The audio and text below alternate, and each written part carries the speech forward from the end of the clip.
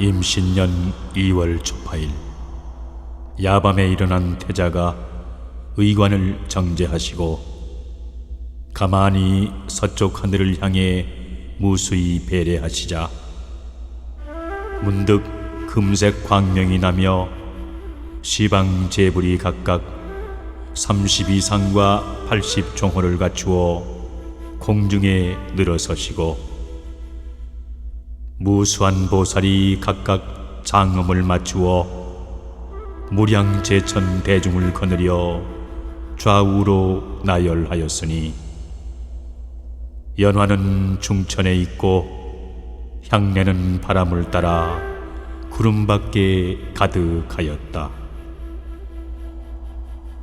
그중 한 보살이 사자를 타시고 엄연히 단좌하고 계시었다. 태자가 광명을 쫓아 살펴보시자 머리에 천엽 화관을 쓰시고 왼쪽 손에 한 가지 연화를 들어 어깨에 붙인 모습이 분명하였다. 태자를 향해 합장하시고 나는 청량산 금색계에 있는 문수보살이라고 소리질러 말하였다. 태자께서 성불한 뒤로 제불이 출세하시면 불불이 스승이 되어 일승묘법을 도울 것이온즉 오늘날 석가대각이 무량겁에 정진 수행하여 공덕이 정숙하사 길이 도솔천궁에 나시어 상제와 신민을 교화하시고 아래로 연부에 나시어 사문유관하다가 생로병사를 깨닫기 위해 성을 넘어 출가하시니 시방 3세 제불보살께서 다 증명하시고 광명을 비추사 좌우 허공에 나열하시었으니 본원 대가께서 출가하실 때를 잃지 마옵소서.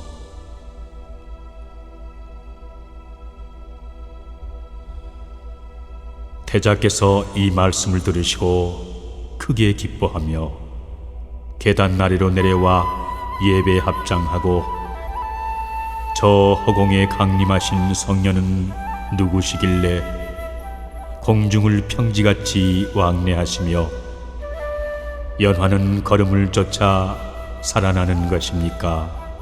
하고 물었다. 문수보살이 답하였다. 동방은 약사유리 광불과 1월 등명불 그리고 수미 등불로 강림하시었고 그 좌우는 일광 월광의 두 보살이 모시고 있습니다. 서방은 극락대도사 아미타불과 대통지승불과 염화왕불로 강림하시었고 좌우는 관음 세지 두 보살이 강림하였습니다. 남방은 정광열의 불과 비바시불 그리고 가섭불로 강림하시었고 좌우는 금강 청정해 두 보살이 모든 보살을 거느리시고 강림하시었습니다.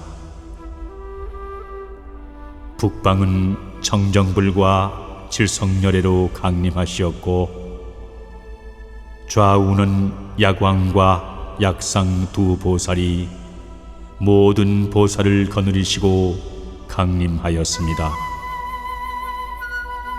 그리고 중앙은 연등불과 청정법신, 비로자나불과 원만보신, 노사나불로 강림하시었고 좌우에는 문수보살과 보현보살과 미륵보살이 무량제천 대중으로 더불어 서 있사옵니다. 연등은 곧 대각에 수기하신 불이라. 대각이 과거 연등불께 수기를 받은 선의 비구로 꽃을 만들어 공양하고 길을 덮어 연등불께 발언하면 연등불이 되시리라고 말씀하셨습니다. 이제 대각이 오탁 악세에 강림하사 정반 왕궁의 잉태함을 나타내었으니 금일 야반에 성을 넘어 출가하실 시운과 때를 잃지 아니하면 오래지 않아 연꽃이 걸음을 쫓아 내놓듯 피어나는 것처럼 삼계 중생을 제도하고 대천세계를 지척같이 왕래하실 것이옵니다. 문수보살의 말을 듣고 난 태자가 다시 배례하자 이윽고 광명이 사라지며 허공의 무수한 모든 불이 일시에 일진 청풍을 쫓아 소멸하였다. 이때 사천왕과 상제께서 태자 앞에 나가 여쭈었다. 우리들은 문수보살의 계시를 받고서 이렇게 기다리오니 원컨대 궁중을 떠날 때를 잃지 마시옵소서. 태자가 답하기를 궁궐문을 굳게 잠가두었으니 어찌 벗어날 수가 있으리까. 제천등이 답하였다. 우리들이 모시고 가리니 어찌 궁문이 잠겨있음을 근심하겠사옵니까. 태자는 비로소 출가할 것을 결단하시고 정자 차익을 불러 말과 안장을 모두 준비해 놓도록 재촉하며 기다리라고 하시었다. 차익은 회장원 장사 중에 가장 충직한 인물이었으므로 태자는 조금도 근심할 까닭이 없었다. 태자가 타고 갈 말 이름은 건척이라 하였다. 건척은 태자가 7살 나던 해에 자제천 묘중에 가시던 도중 항하수를 건널 무렵 물속으로 백룡이 내다르며 배를 지고 건너간 후 문득 흰 말로 변해 태자에게로 온 것이었다. 하룻밤에 능히 삼천리를 순행할 수 있는 건척을 이날 밤 태자로부터 명을 받은 차익은 말을 이끌어 안장을 정돈하였다.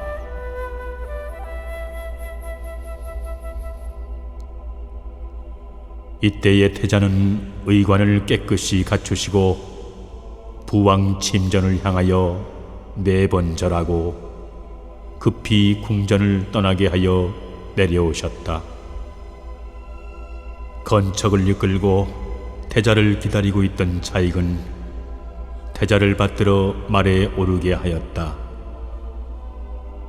건척이 발굽을 들어 2번 치더니 목을 늘려 3번 처량하게 울었다.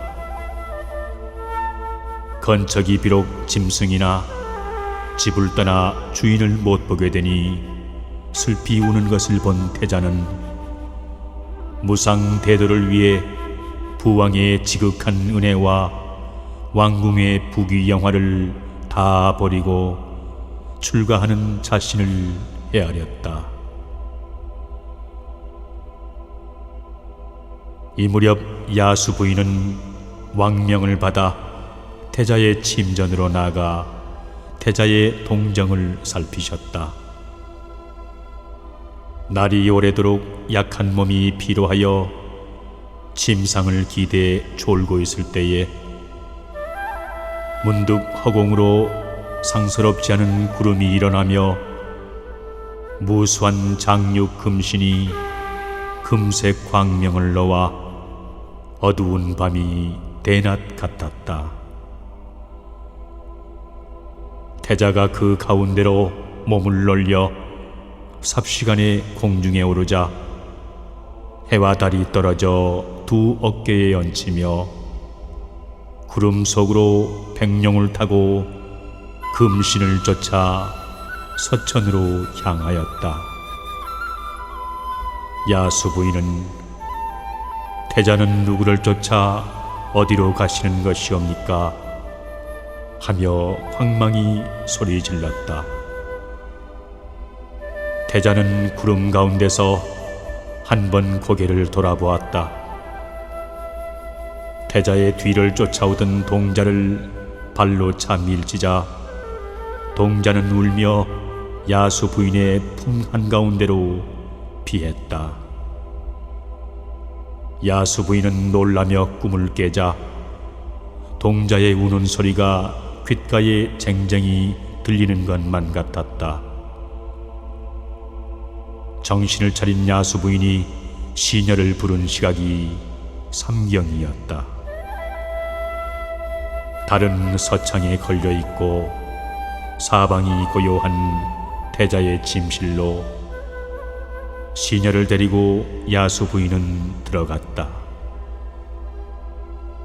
천문이 열리자 문 밖을 지키고 있던 우타리 소다라 등이 잠들어 있는 것을 보고 침실로 들어가자 다만 방 안에 향내음도 이미 사라졌고 꺼져가는 촛불만이 사방을 비추고 있었다.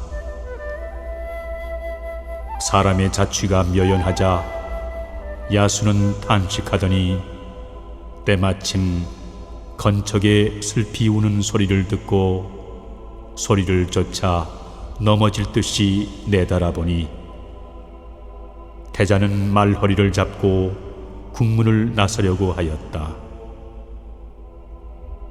태자는 야수 부인을 보고 은근한 음성으로 말씀하셨다. 내가 금일 왕궁을 떠남은 큰 깨달음을 위한 것이니 어서 초소로 들어가도록 하시오.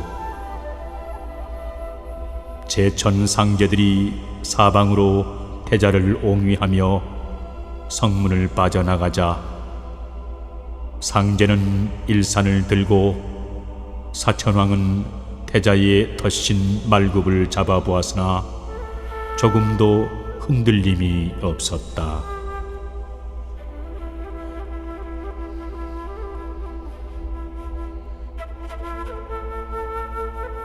성을 넘어 수십 리 앞으로 나가자 동방이 밝아오고 제천 상제들은 다 공중으로 돌아가거늘 태자는 비발가 설림이라는 곳에 이르셨다.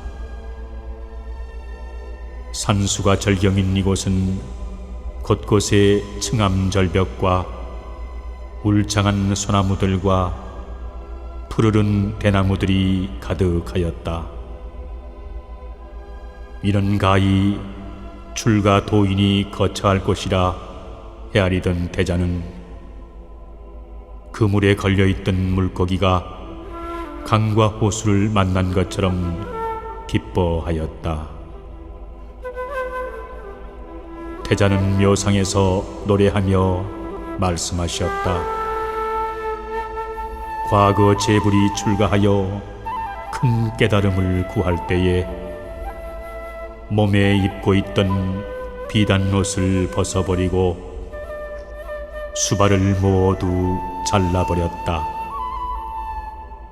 탐진치를 여의고 진리를 벗어버림이 대장부의 할 바로다. 태자는 즉시 건척의 등에서 내려와 숲을 가운데 자리를 정하시고 머리에 쓰고 계시던 칠보 금관과 영락 용포를 벗어 자익에게 주었다. 너는 이 관복을 건척의 등에 놓고 왕궁으로 돌아가 부왕께 바쳐라 하시고 즉시 금전도를 빼어 수발을 풀처럼 잡고 한 번 깎으시니 구름 같은 머리칼이 칼날을 따라 무릎 아래로 떨어져 내리거늘 차익이 이 모습을 보고 오장이 찢어지는 듯하여 관복을 땅에 던지고 급히 태자 앞으로 나가 대성통곡을 하며 말하였다.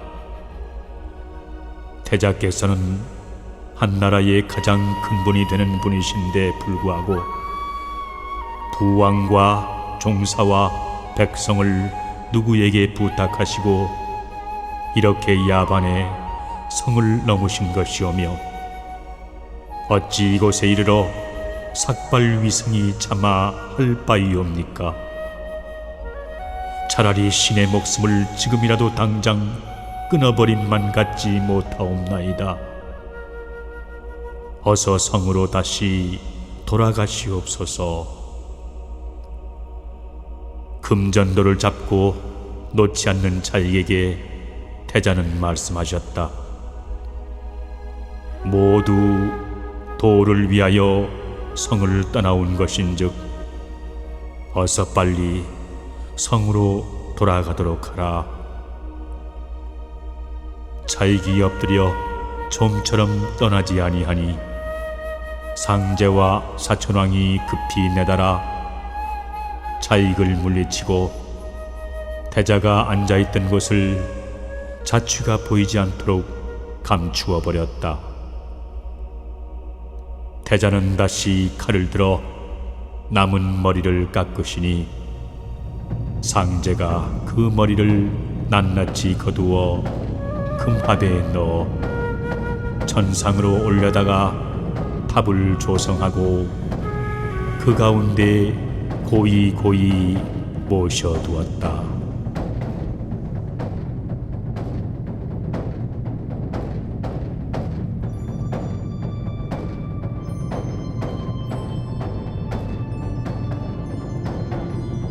이때에 정거천인이 사냥꾼으로 변신해 몸에 금난 가사를 입고 태자 앞으로 지나가려고 하자 태자는 그를 불러 말씀하셨다. 그대가 입은 옷은 출가한 도인의 법복이라 사냥하는 사람이 입고 다니기에는 불가하도다. 그러니 내가 입었던 이 비단옷과 바꾸는 것이 어떻겠느냐. 사냥꾼은 즉시 가사를 받들어 올리자 태자는 받아 입으시고 설산으로 향하셨다. 차익은 금관을 가지고 태자께 나가 아뢰었다. 이제 마침내 태자께서 변복하시고 대도를 수행하시니 어찌 홀로 돌아가겠습니까? 소인도 태자의 뒤를 따르리니 부디 저의 소원을 저버리지 마옵소서.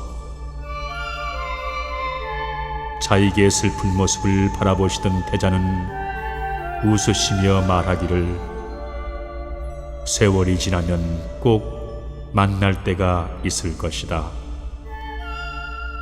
나로 더불어 한 가지로 있을진데 필경 서로 찾음이 있을 것이다. 내 곧바로 설산으로 들어갈 것이니 부왕께서 나의 거처를 물으시고 애통해 하실 것이다.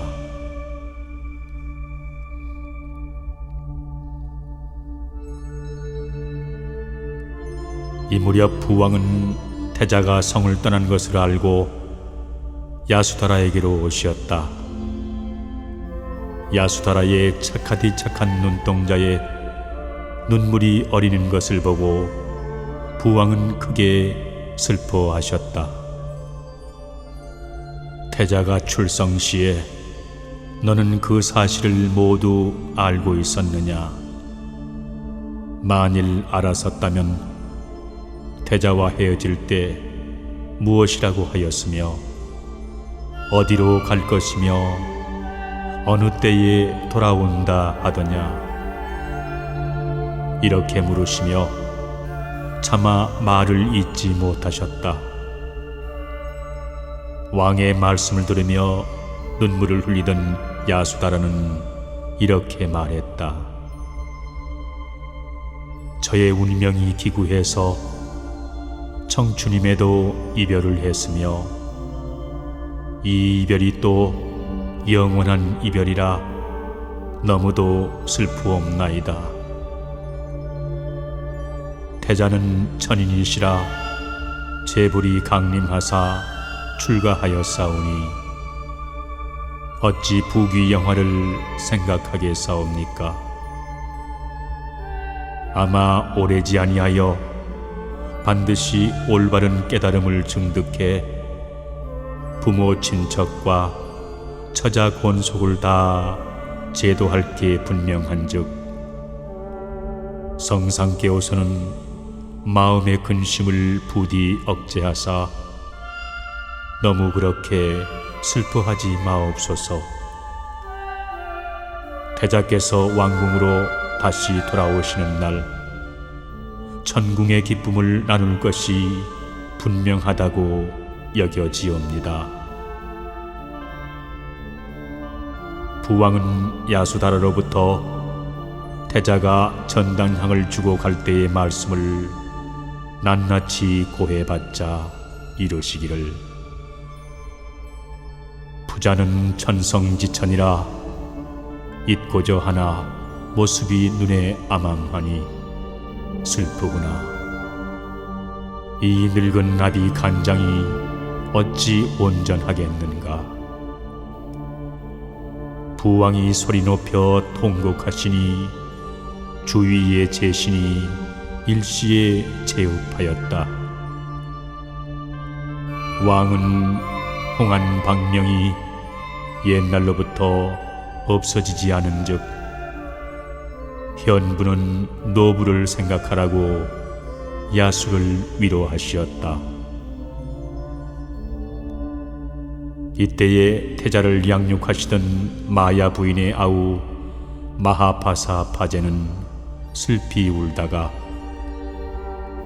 태자가 출성한 것은 분명하오나 아직 멀리는 아니 갔을 것이오니 여러 장졸에게 명을 내려 뒤를 따르게 하소서 하고 아뢰었다. 왕은 내 뜻이 갸륵한 것은 알지만 건척이 하루에 수천리를 갈 수 있는 말이라 아무리 빨리 쫓는다 한들 그 반도 못 미칠 것이 분명하다. 그러나 내 곧 사람을 보내 태자가 있는 장소에 소식을 알 것이로다. 지금 즉시 우타니 등은 500장수를 거느리고 태자를 따라가 데려오도록 하라. 만일 태자가 이미 삭발을 하였거든 두고 돌아오라고 전하라. 그리고 사문을 지키는 장졸들은 엄중히 경계를 서도록 하라. 부왕의 명령을 받은 우타니 등은 500장수를 휘하에 거느리고 태자를 찾아 궁궐을 떠났다.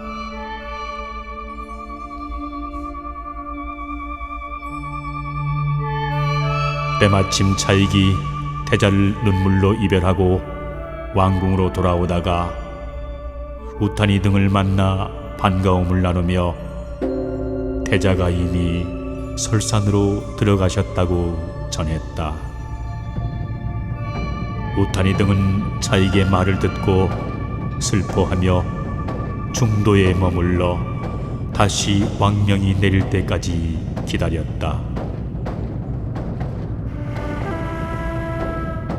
궁궐로 돌아온 차익은 왕께 태자의 금포 옥대와 의관을 받들어 올리고 그 밑에 엎드렸다.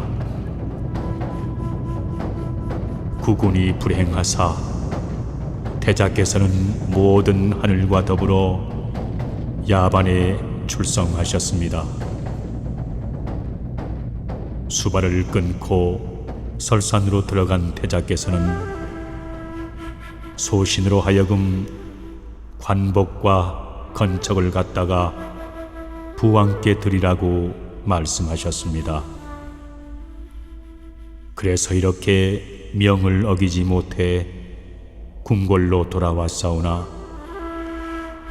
무슨 면목으로 세상에 처하겠습니까? 태자께서 수발을 금전도로 끊으실 때 소신은 울며 환궁을 하십사고 지극히 간하였지만 듣지 아니하셨습니다. 도리어 제천의 실력으로 몸이 감추어져 보이지 아니하였고 관복을 벗어 사냥하는 사람의 가사와 바꿔 입은 채 설산으로 가시었습니다. 그리고 부왕께서 진노함이 마땅하신 줄로 아옵니다만 건척을 잃었나이다. 차익은 건척을 잃어버린 사연을 왕께 낱낱이 고했다. 부왕은 야수 부인과 더불어 태자가 입었던 관복을 보시고 통곡하시었다. 여기 비록 태자의 의관은 있으나 나의 아들의 자취는 적막할 뿐이니 슬프도다. 그 옛날의 영화롭던 풍경은 어느 때인들 다시 보겠느냐. 차익은 부왕의 눈물을 보고 아뢰었다. 태자께서 궁궐에 있을 당시 평일의 학행이 천고의 그 어느 성현보다 뒤진 바가 없고 제천 천인으로 더불어 출가를 하시니 얼마 지나지 않아 반드시 대각에 올라 생사고해를 건너실 것이 분명하옵나이다. 그렇게만 되면 천궁 쾌락을 부왕께서 받으실 것이온즉 대왕께서는 슬픔을 억제하시고 태자가 정각을 하고 궁궐로 돌아올 날을 기다리시옵소서. 왕은 차익의 말을 듣고 화를 냈다. 너는 이만 말을 그치라. 너의 말을 내가 모르는 바가 아니지만 지금 내 심장이 끊어질 것만 같다. 가히 이겨내기가 어렵구나. 태자가 이렇게 야반에 출성을 하고 설산에 들어갔다니 내 어찌 금생에 다시 꼭 만날 수 있기를 바라겠느냐. 그리고 태자가 이미 삭발을 하였다면 그 뜻을 어느 누구도 돌이키지 못할 것이니 우탄이 등과 장수들을 도로 거두어 따르지 말라 이르라. 이곳 성중에서 충효 정직한 자손을 5씩이나 둔 사람은 자식 하나씩을 지명하도록 하라. 이는 설산에 있는 태자를 모시기 위함이니 각별히 명심하도록 하라. 마침내 교진여 등이 수명을 거느리고 설산으로 가게 되자 차익은 왕께 간청했다. 소신이 처음 왕궁으로 돌아온 것은 태자의 소식을 아뢰고자 함이니 이제 어찌 저만 이 궁전에 남아있을 수 있겠사옵니까? 소신도 태자를 모시러 설산으로 들어가겠사옵나이다. 부디 대왕께서 교진여 등을 쫓아갈 수 있도록 명하여 주시옵소서. 왕은 차익의 충성을 기특하게 여기시고 교진여 등을 따르도록 준비하라고 명하셨다.